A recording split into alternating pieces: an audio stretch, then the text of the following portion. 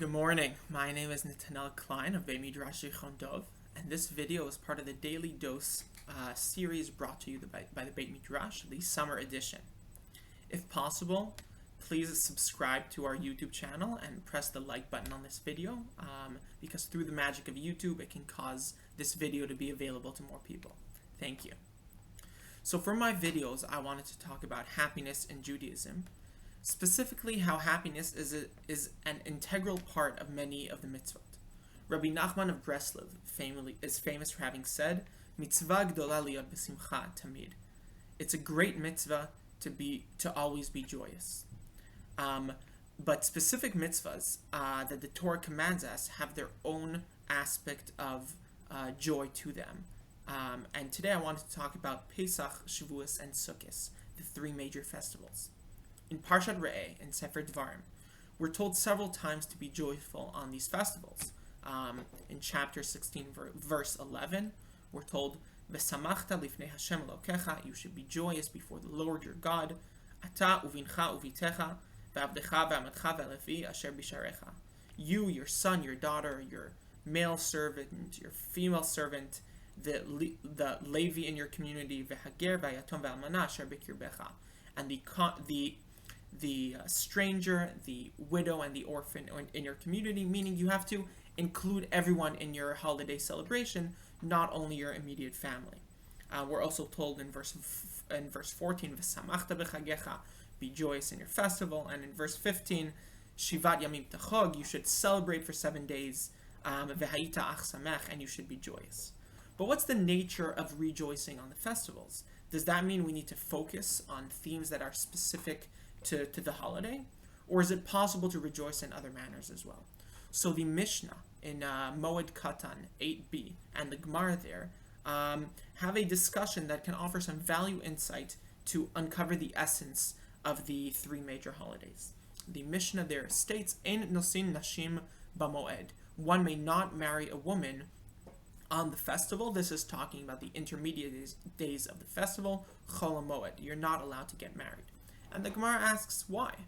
Why are you not allowed to get married on a festival? Isn't a wedding a happy occasion? And don't we have a commandment to be happy on the festival? And the Gemara offers 4 reasons why. The first 2 are the main ones, and the second 2 are more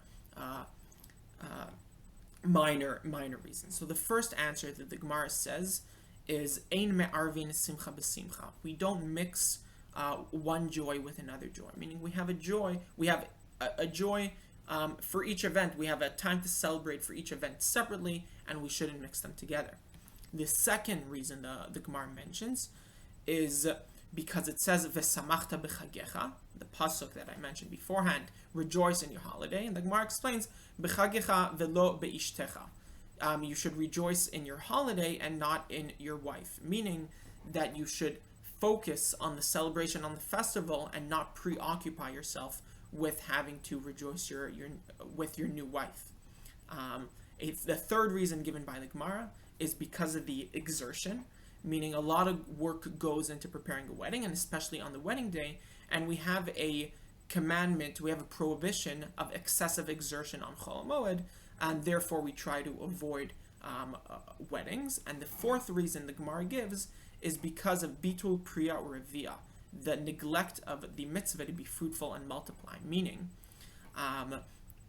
if you were permitted to have weddings on the festival, people would push off their weddings in order to have the wedding feast and the festival feast, the meals you have on the holiday, to have them together, to have a 2-in-1 meal. And this would be in order to save expenses and just, combine them.